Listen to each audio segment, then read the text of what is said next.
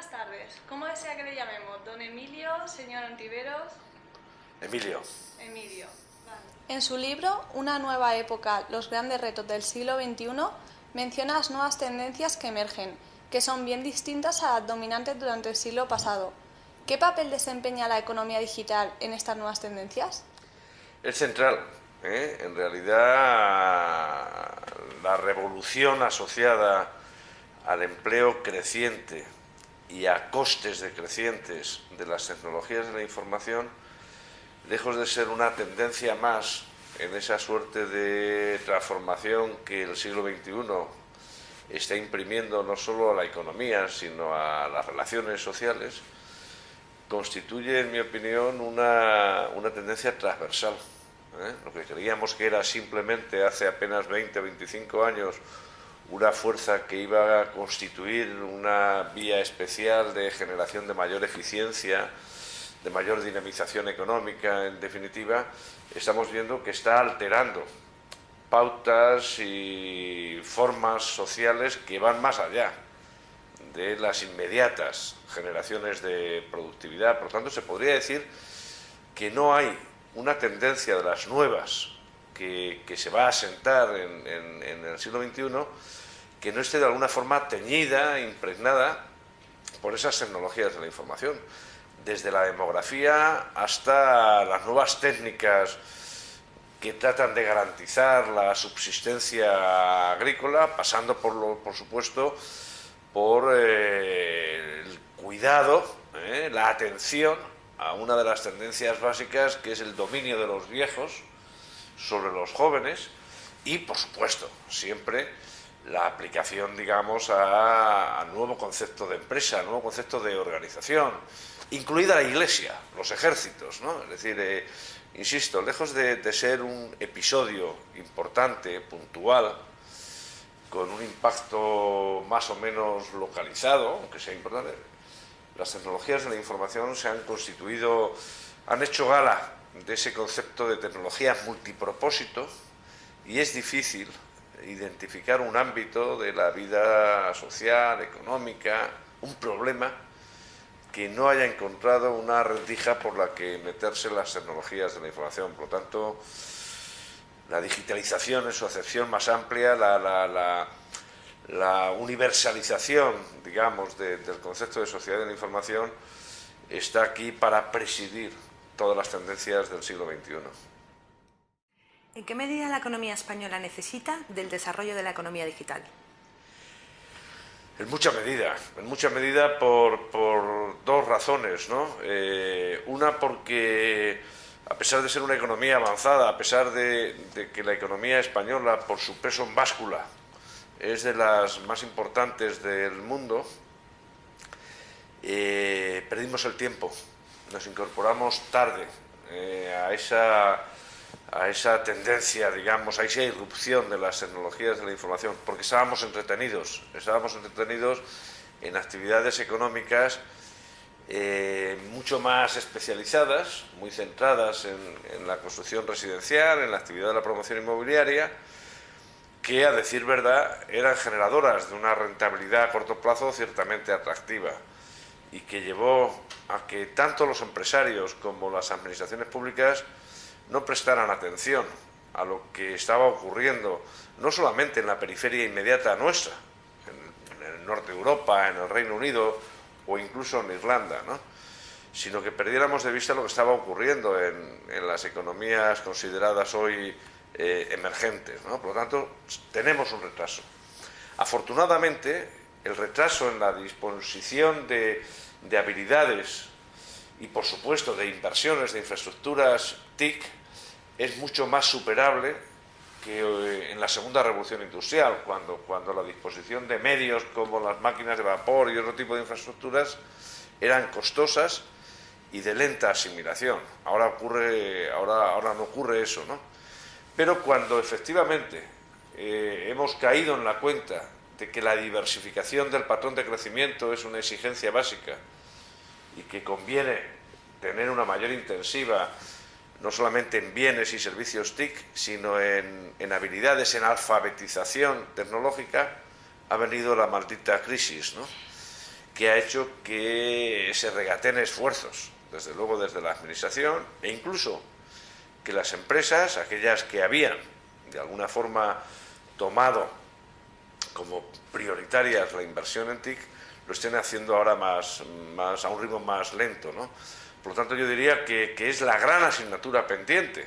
Se ha avanzado, se ha avanzado, y sería un error ocultar ámbitos de la sociedad, de la economía española, donde efectivamente las tecnologías de la información tienen un protagonismo grande, ¿no? También en clave de alfabetización. Desde la formulación del Plan Avanza se han dado algunos pasos. Pero cuando uno mira toda la batería de indicadores, especialmente aquellos que tienen que ver con el uso amplio de las tecnologías de la información en las pequeñas y medianas empresas, uno concluye que nos queda todavía un cierto tránsito, ¿no? Es más evidente, por ejemplo, en el sistema financiero. Probablemente el sistema financiero, y en particular su sector bancario, ha sido de los que, de forma incluso más anticipadora, hicieron un uso intensivo de las TIC, desde el antiguo teleproceso, pasando por los cajeros automáticos, hasta modelos ahora decisionales más o menos complejos. Pero constituyen un caso relativamente aislado, ¿no? Por lo tanto, la economía española, claro que tiene pendiente facilitar, en principio, la traslación de las TIC a todos los subsistemas empresariales, a todos los ámbitos de la relación, pero al mismo tiempo tiene pendiente algo que es fundamental, que es aumentar la natalidad empresarial dentro del microcosmos de las TIC. ¿Se podría haber evitado la crisis con menos ladrillo y más economía digital? Desde luego sí, si hubiéramos sido capaces de no intensificar tanto la inversión en construcción residencial, 2, de no hacerlo con buena parte del ahorro nuestro y del ahorro de los demás, claro que podríamos haber, si no evitado la crisis, por lo menos no habernos constituido en uno de los pacientes con mayor vulnerabilidad, con mayor exposición a la contaminación de la crisis estadounidense, ¿no? Es verdad que desde hacía tiempo algunos veníamos reclamando que no era bueno poner todos los huevos en la misma cesta, que era bueno diversificar, y que la vía de diversificación probablemente más inmediata, más inteligente, también más barata, era la de las tecnologías de la información. Cualquier otra vía uno podría haber sido tachado de quimérico, de idealista, pero claro, todavía al principio de los 2000, las evidencias de cumplimiento de la ley de Moore, de cumplimiento del potencial creciente que tenían las TIC y de sus precios decrecientes era una evidencia aplastante. Ya a principios de la década de los 2000 estábamos viendo cómo algunas regiones en India, sin apenas grandes inversiones, estaban empezando a convertirse en principales exportadores de inteligencia informática a Silicon Valley. Empezábamos a ver microclimas en Irlanda, desde luego en el norte de Europa, ¿no?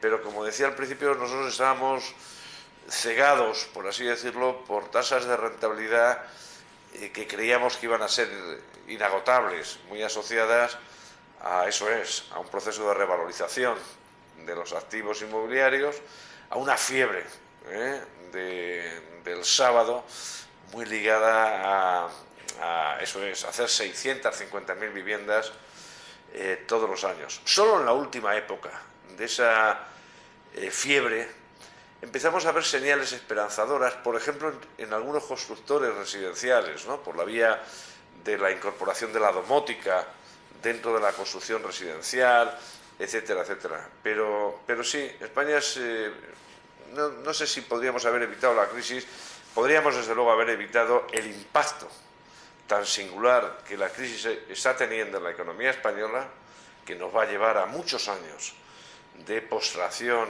en ritmos de crecimiento económicos muy por debajo de nuestro potencial, desde luego muy por debajo de aquellos que vimos en la larga década que concluyó en el 2007, y hoy tendríamos, por así decirlo, un sector TIC que en lo que es producción de bienes y servicios TIC estaría más o menos a la media de lo que está la Europa comunitaria.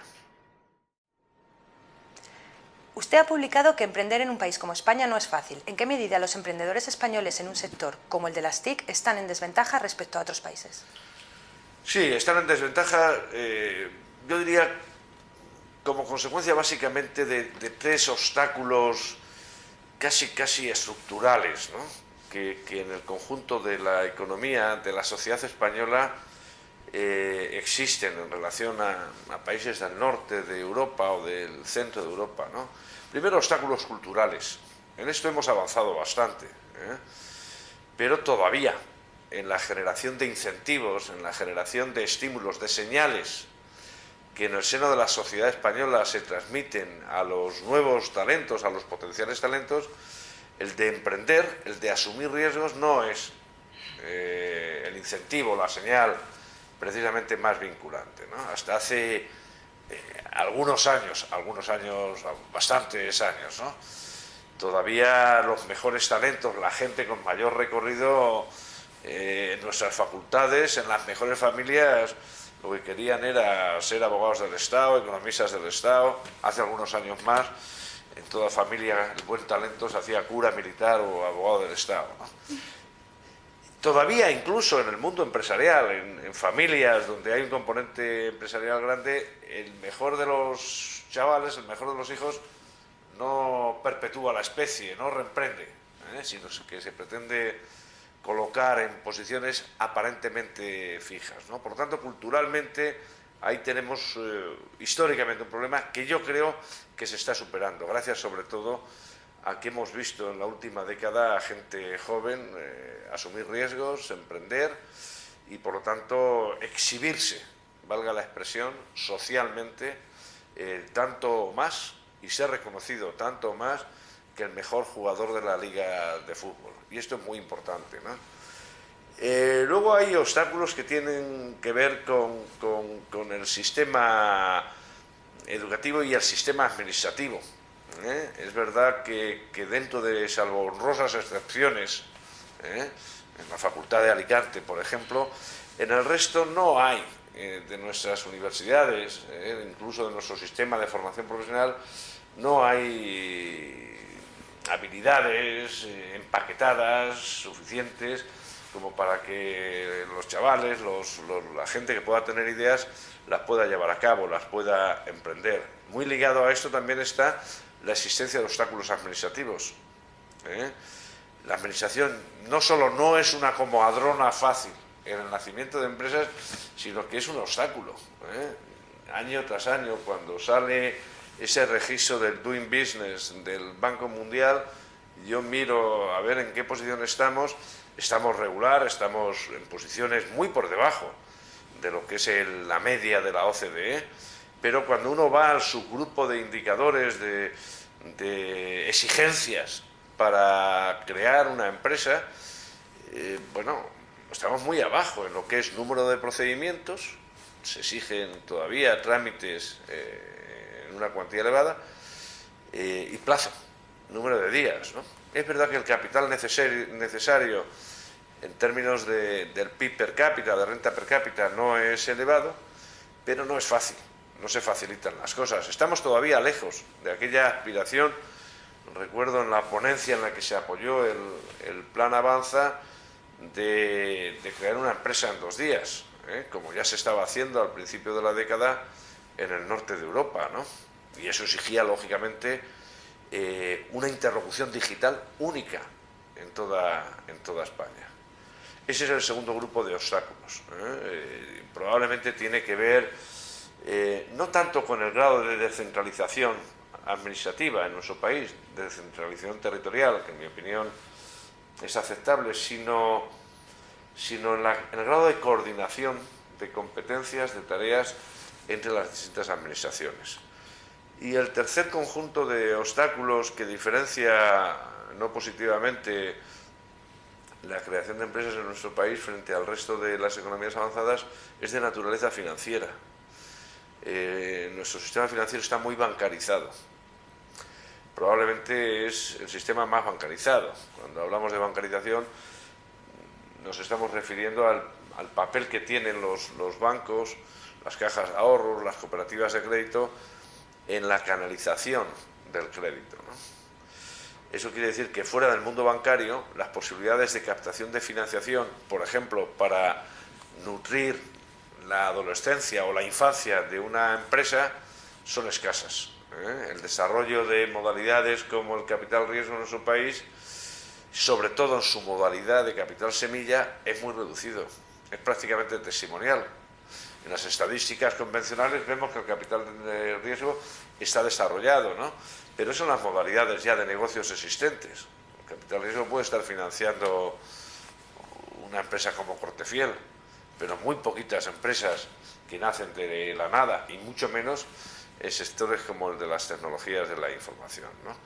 Por lo tanto, ahí necesitamos una mayor convergencia institucional de nuestro sistema financiero hacia el de aquellos países donde los business angels, las modalidades de financiación basadas en el private equity, en el capital riesgo, los mercados de papel comercial regional, la posibilidad de que una empresa en Alicante o en Salamanca pueda apelar a la emisión de pequeños bonos o pagarés con los que financiar la propia extensión de las sociedades de garantía recíproca, etcétera, etcétera. En definitiva, la mayor distribución, una mejor distribución entre bancos y mercados, entre bancos e instituciones no bancarias, yo creo que es una condición necesaria para que haya modalidades de financiación del riesgo, porque es verdad que cuando las empresas están recién nacidas incorporan mayores riesgos, ¿no?, que una empresa ya asentada, pero también mayores promesas de rentabilidad en muchos casos. Yo todavía a mis alumnos y en algunos seminarios les pongo el ejemplo aquel de la financiación inicial de Microsoft.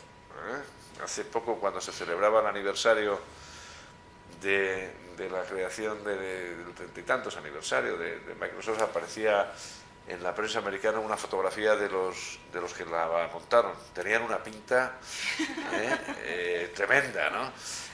Unas barbas, unas pintas. Y en un seminario con directores de una sucursal, de un banco, de directores de sucursal, yo hice fotocopias de la fotografía aquella, ¿no?, y la distribuí entre los asistentes, ¿no?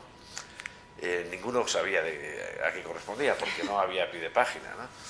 Pero dije, supongamos que estamos 30 años atrás, ya no digo hoy, 30 años atrás, y que cualquiera de estos, insisto, tenían unas pintas, cualquiera de estos se da una vuelta, merodea por la oficina bancaria en la que estamos nosotros. ¿Cuál sería la reacción de cada uno de ustedes? Más de uno dijo, llamar a los vigilantes de seguridad, ¿no? Imaginemos que uno de ustedes le deja entrar, y entra este mismo. El que entraba era Bill Gates, una cara aniñada, con unas barbas, tal, pinta un poco así de ido, y pasa con un papel. Y dice, oiga, venga a pedir dinero. ¿Cuál es la respuesta que ustedes le darían? Le pregunté. Y uno de ellos, que saltó rápidamente y me dijo, yo le preguntaría, ¿y tú de quién eres? Otro día, no, ¿y qué tienes? Claro, Bill Gates habría dicho, ¿cómo que de quién soy? ¿Mi familia le interesa o qué tengo? Lo que tengo es esto, es una idea. ¿La habrían financiado? No solo no en el sistema bancario, ni siquiera con tipos de interés más altos a los que se podía financiar el Corte Inglés o cualquier otra empresa, ¿no?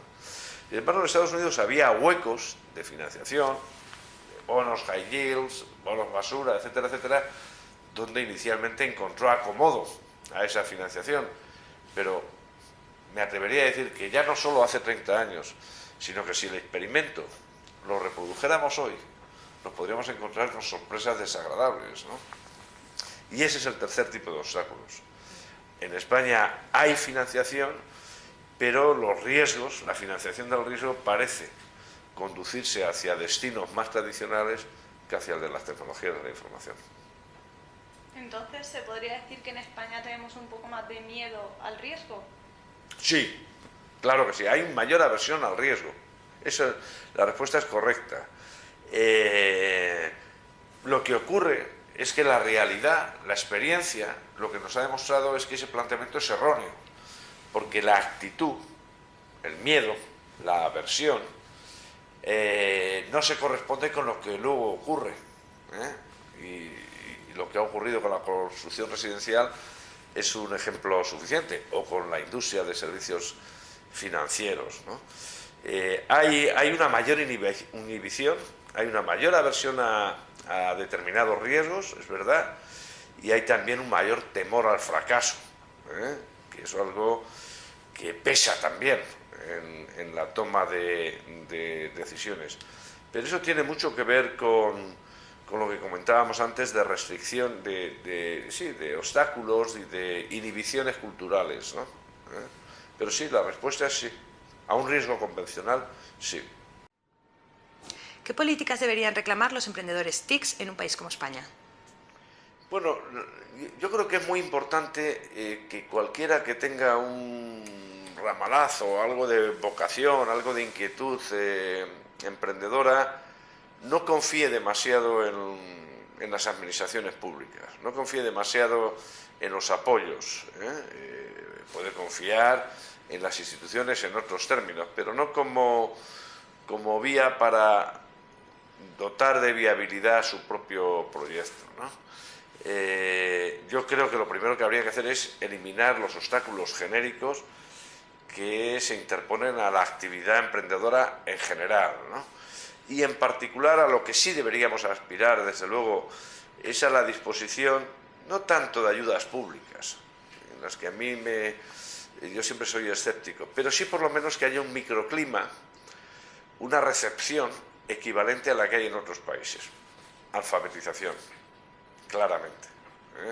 Qué duda cabe que un proyecto TIC tiene más probabilidades de éxito si se lanza en una sociedad en la que el grado, digamos, de disposición de habilidades, de uso de las tecnologías es amplio. Qué duda cabe que esa probabilidad de éxito es tanto mayor cuanto que mayor sea la capacidad de la administración pública para predicar con el ejemplo, que es lo único que yo me permitiría exigirle a la administración pública. No hace falta que me dé dinero, no hace falta que subsidie la asunción de riesgos, procure crear un mapa institucional que dé cabida a la financiación de proyectos de ese tipo, y dos, predique con el ejemplo. Procure usted garantizar esa interlocución digital única, garantice la disposición de habilidades básicas, traslade a todos los niveles de enseñanza, de aprendizaje, el uso de las TIC como el aprendizaje del código de la circulación, es decir, asimilar que las TIC, lejos de ser un episodio más, como señalábamos al principio, forma parte, ha de formar parte, diríamos, de la educación para la ciudadanía, ¿no? Casi tan importante como otro tipo de disciplinas. Yo creo que es eso, básicamente, lo que se necesita, ¿no? ¿Qué servicios pueden ofrecer los emprendedores TIC para hacer más competitivos los sectores tradicionales? Bueno, lo que a uno, desde luego, a un economista se le ocurre de inmediato es la mera, que no poco importante, racionalización de la gestión empresarial. Uno encuentra que en los sectores tradicionales, dentro del censo de empresas de esos sectores tradicionales, se encuentra con empresarios tradicionales, se encuentra con empresarios que están organizados de forma defectuosa, de forma ineficiente, ¿no? Las TIC tienen, en mi opinión, 2, 3 ventajas claras desde una perspectiva estrictamente de la gestión económica, ¿no? Una en términos de organización.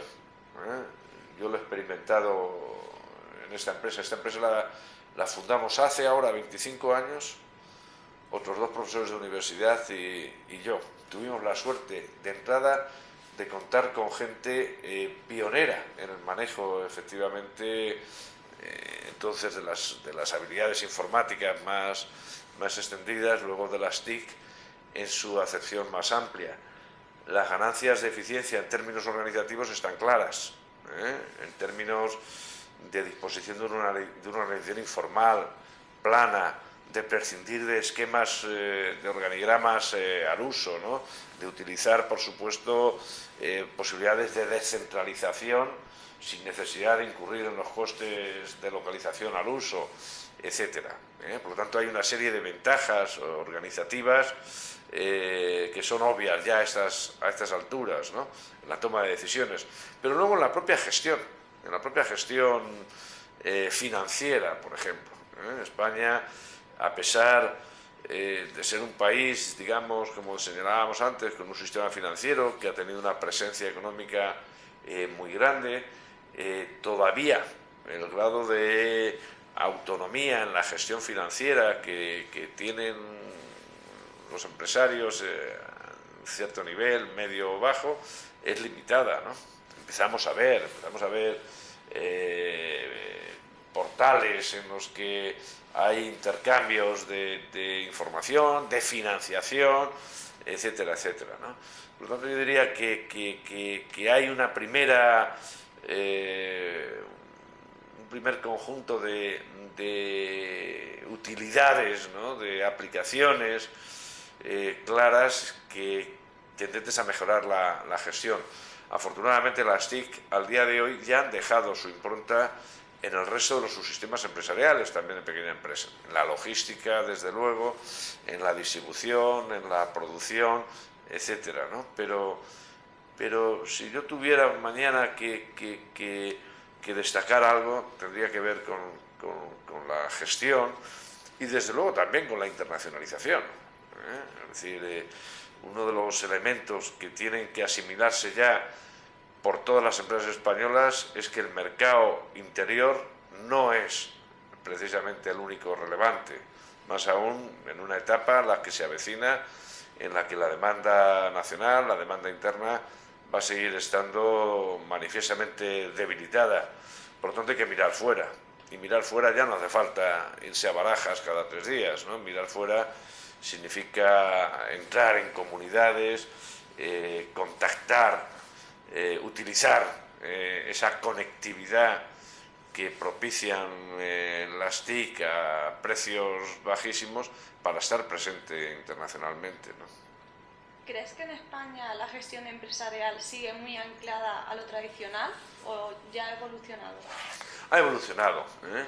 Lo que ocurre es que España es difícil, es muy difícil generalizar y hablar de gestión empresarial porque en el censo de empresas españolas coexisten no solamente empresas heterogéneas por razón del tamaño, ¿no? Sino también por razón, digamos, del grado de sofisticación en su gestión. En los sectores más tradicionales, a los que hacíais antes referencia, que hasta hace poco tenían un peso específico en la determinación del crecimiento nuestro, del PIB nuestro, sí, estaban muy ancladas, ¿no? Porque el hacer negocios en España era todavía, no dependía, no exigía generar ganancias de eficiencia en otros ámbitos. Cuando la competencia no existe del todo, o cuando es mucho más importante que se abran puertas, hacer favores, relaciones, que poner de manifiesto habilidades empresariales, uno no necesita las TIC. Cuando es más importante tener un amigo concejal y que le recalifiquen un suelo que tiene ahí al lado, es muy difícil hacer proselitismo de las TIC. Solo en aquellos sectores más competitivos, etcétera, es donde se pone de manifiesto ese potencial generador de ganancias de eficiencia. Pero no, yo creo que estamos, yo veo, hace poco leía un poco el grado de extensión en la gestión más básica por sectores y están entrando las TIC, pero todavía en general lo están haciendo de forma limitada. Y es que no se nos debe olvidar, a pesar de los avances en los últimos años, todavía quienes se dedican a la función empresarial, como decíamos antes, no son los mejores de cada familia, ¿eh? En ese sentido estamos haciendo una especie de relevo, de cambio de camisa, ¿no? Estamos mudando la piel, ¿no? Hay un sector del empresariado del plan antiguo que está dejando paso a nuevos empresarios, a nuevos talentos que son absolutamente homologables, en mi opinión, a los empresarios de las economías avanzadas. Pero en aquellos sectores poco competitivos, más enganchados a la forma tradicional de hacer negocios, es donde efectivamente la extensión de las tecnologías de la información es menor, ¿no? Con todo, insisto, bueno, es muy difícil ya negarse a la evidencia, ¿no? Y por lo tanto, la facilidad de uso, que este es otro de los grandes rasgos de las TIC, la facilidad de uso es tan importante, tan explícita, que resistirse a incorporarla en la gestión de inventarios o en la llevanza de la contabilidad o en la gestión financiera es más difícil casi resistirse que utilizarlas, ¿no? ¿A qué sectores dentro de la economía digital deberían dirigir los emprendedores su atención? Bueno, creo que, insisto, ese carácter multipropósito, esa versatilidad que hoy tienen las tecnologías, hace que haya pocos sectores a los que no puedan alcanzar las TIC, los proyectos de economía digital. Yo creo que si tuviera que hacer una sugerencia para la emergencia de nuevas empresas, tomaría en consideración como uno de los elementos, probablemente no sé si es el más importante, pero un elemento relevante es mira al entorno, mira a la calle y pregúntate, trata de identificar qué sectores han quedado más dañados, incluso reputacionalmente, por la crisis. Y mira a ver si los puedes replicar. Dos, mira en aquellos sectores donde la competencia empieza a escasear, donde hay un tufillo oligopolista, donde no hay una oxigenación competitiva suficiente. Ahí hay un nicho, mete la cabeza, ¿no? Desde luego, mira allí donde el grado de insatisfacción del consumidor puede ser mayor, no solamente donde hay colas, sino si uno pega el oído en el metro, en el bar, donde puede encontrar contestación, incomodidad. Bueno, ahí hay un hueco, ahí hay un hueco para que empresarios ágiles, con reflejos, con ideas, traten de replicar mercados. Porque una de las grandes virtualidades que tiene las TIC no solamente es hacer las cosas que hacíamos antes mejor, de forma más eficiente, sino también hacer nuevas cosas o replicar mercados. Lo que estamos viendo en los mercados de subastas, ¿no? Es muy expresivo, pero mañana se podría replicar. Desde luego ya se están replicando restaurantes, porque tiene uno que hacer colas, pero se pueden replicar bancos, se pueden replicar mecanismos de financiación, de inversión, etcétera, etcétera. Y si uno puede replicar mercados de financiación, de determinadas subastas, etcétera, también puede hacerlo en partes, en zonas, en subsistemas de los mismos, ¿no? Por lo tanto, más allá de decir, hombre, aquí hay un hueco para que los niños el fin de semana en Majadahonda monten a caballo, ¿no? Por lo tanto, el chico que tiene una empresa y que es de Majadahonda y que conoce las dificultades que los fines de semana encuentran los padres para que los niños... Puedes montar ahí un sistema de precompromisos para montar, etcétera, etcétera. que también se hiciera una reflexión, es decir, ¿qué es lo que no funciona bien? ¿Qué es lo que no funciona del todo bien en la moderna economía? Y uno podría encontrar sectores importantes, ¿no? Sectores importantes. No estoy invitando a que se creen bancos o que el crowdfunding se extienda o que pero sí, nosotros por ejemplo hemos visto aquí alguna experiencia de extensión de las tecnologías en América Latina, ¿no? En las finanzas, ¿no? El maridaje entre las microfinanzas, microcréditos, microseguros, entre las nuevas formas de pagos móviles, de medios de pago, está de alguna forma ofreciendo oportunidades a quien tenga ideas, a quien tenga en última instancia ganas, ¿no? La banca no va a ser igual dentro de los próximos 15 años. Primero porque ha tenido problemas, segundo porque tiene una erosión reputacional, etcétera, etcétera. Pero sin embargo hay ahorro. Yo puedo ahorrar y vosotras tenéis ideas. Podemos buscar un mecanismo que sin la intermediación de tal podamos machear, podamos conciliar las aspiraciones vuestras con las nuestras. Está ocurriendo, ¿no? Los casos de eBay, etcétera, etcétera, son básicamente eso. Afortunadamente, hoy ya las herramientas que tenemos para conocer las preferencias, para acotar el perfil, la variable residual de las funciones de demanda, ¿no? Que decían los microeconomistas, ¿no? Las preferencias, los gustos, etcétera, etcétera, son herramientas ya muy avanzadas, muy refinadas, ¿no? Bueno, si funciona mal algo en el mundo convencional, se puede replicar en el mundo digital, ¿no? ¿En qué medida las TIC determinan el futuro de un sector como el financiero? Total, por varias razones. Bueno, esto ya no es nada nuevo.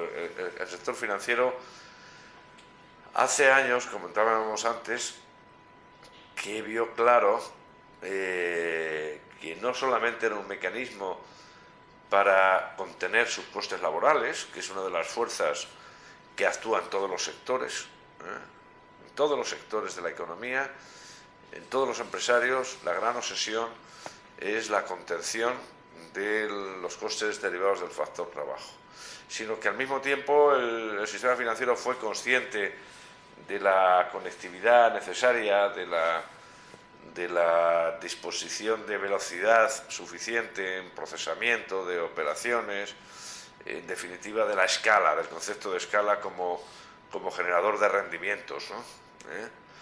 Y no en vano, en todo el mundo, el principal sector consumidor de bienes y servicios TIC es el sector financiero. No hay otro sector que consuma más, si prescindimos del militar. Y a la vez, durante la crisis, es el sector que en menor medida ha sacrificado la demanda de bienes y servicios TIC, ¿no? Yo diría que el futuro del sector financiero está vinculado al sector TIC, hasta el punto de que en algunos casos es muy difícil distinguir ya un banco de una empresa TIC. Ponía el ejemplo antes de América Latina. En América Latina, en algunos países de América Latina, es necesario el desarrollo financiero, porque sin desarrollo financiero no hay prosperidad, no hay bienestar. Pero para alcanzar el grado de desarrollo financiero equivalente al que tiene Francia o España, no es necesario reproducir la misma senda, el itinerario que llevaron a cabo España o Francia. La banca presencial, las 45.000 oficinas bancarias que tenía España en 2007, etc. Y el móvil ha irrumpido como un operador financiero más, hasta el punto de que los supervisores bancarios, lo que son convencionalmente supervisores bancarios, se preguntan: ¿le tengo que permitir a este operador telefónico hacer cada día más operaciones como si fueran un banco? ¿Cuál es el banco? ¿Cuál es el animal, la criatura a supervisar? El operador telefónico, que es capaz de utilizar el terminal móvil casi como si fuera un monedero, como si fuera una tarjeta prepago, como si fuera un compensador de micropagos entre las cooperativas cafeteras en Colombia, o tiene que ser el banco cafetero, que se ha enterado solo parcialmente, ¿no? Y luego están, desde luego, los pasos, los avances, los desarrollos que ya estamos viendo en países como España, ¿no? Y es la importancia creciente de canales distintos a la banca presencial. Las personas de menos de 40 años o de más de 64, pero con un cierto grado de alfabetización digital, hace años que no pisan una oficina bancaria. Bueno, vosotras hace siglos, desde que habéis nacido, ¿eh? Porque no es del todo punto necesario, ¿no? Bueno, tener una oficina bancaria, tener como tenemos en España, hemos tenido hasta hace nada 40 y tantas mil oficinas, más, bueno, más que bares, iba a decir, no, casi tantas como bares y casi tantas como iglesias. Sí. Eso tiene un coste de oportunidad relativamente elevado, ¿no? Hay que ver el ritmo de innovación que se está haciendo en lo que es banca online, en su acepción más amplia, ¿no? La cantidad de simuladores, de herramientas. Bueno, aquí los informáticos nuestros son productores, creadores de buena parte de esos simuladores, que cuando vais a entrar para ver qué fondo de inversión os interesa más en función de vuestra aversión al riesgo, pues, en función de vuestro perfil, o un simulador de hipotecas, o un simulador de jubilación, o un simulador de nómina, etcétera, etcétera, eso ya es una commodity, están ahí. Por lo tanto, se podría decir que el futuro de la intermediación financiera está mucho más cerca, de ese contacto informal al que yo antes me refería, que el de la banca presencial, ¿no? El de acudir a una oficina como si entrara uno en una iglesia, ¿no? Claramente. Últimamente se está hablando mucho de que empresas como Google se van a convertir en los próximos bancos. ¿Tú compartes esa afirmación? Sí, como Google o como cualquier otra plataforma, ¿no? Aquella que sea capaz de generar la suficiente seguridad técnica y la confluencia de interlocutores fiables, ¿no? Sí, yo cuando vi emerger eBay dije, bueno, es verdad, se puede empezar haciendo ese tipo de subastas, pero se puede empezar a subastar el dinero que a mí me sobra de aquí hasta mayo, me van a sobrar 1.800 euros. Yo tengo dos alternativas, ir al banco de la esquina o contarlo a una comunidad, ¿no? Que la vehicule Google o tal, es probable, ¿no? También se dice, ¿no?, de Google que pues será el futuro de los medios de comunicación, etcétera, etcétera, etcétera, ¿no? Sí, yo creo que hay una clave, ¿no? Hay un atributo todavía para que toda esa actividad transaccional en la red siga prosperando, que tiene mucho que ver con la confianza, ¿no? Que es uno de los valores cada vez más importantes para asentar la prosperidad económica, ¿no? Pero sí, no descarto, ¿no? Porque ser banco, incluso antes de esta crisis, lo que decíamos, hombre, ser banco merece, bueno, hay que merecer un cierto respeto, solidez, confianza, etcétera, etcétera, ¿no? Bueno, ahora esos atributos los pueden tener otros operadores. La gente se fía más de Google que de muchos bancos. Hoy por hoy. Es probable, sobre todo de determinado tipo de bancos, claro. Y si llega a un determinado momento, primero Google no tendría por qué hacer de garante o de depositante, como hacen algunos bancos comerciales comunes, pero si lo hiciera tendría que tener lógicamente el respaldo que se le exige a cualquier banco, ¿no? Y en ese sentido lo más importante es la eficacia, por así decirlo, en la intermediación.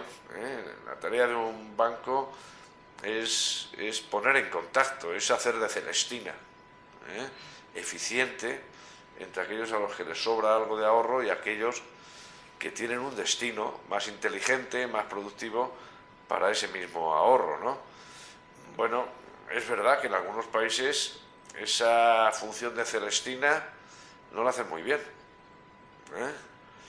y nos podemos encontrar con que puede haber plataformas y otro tipo de vehículos, de mecanismos, que determinado tipo de operaciones financieras, no sé si un banco convencional, un banco de depósito al uso, pero desde luego intermediación financiera entre ahorradores e inversores inteligentes, claro que sí.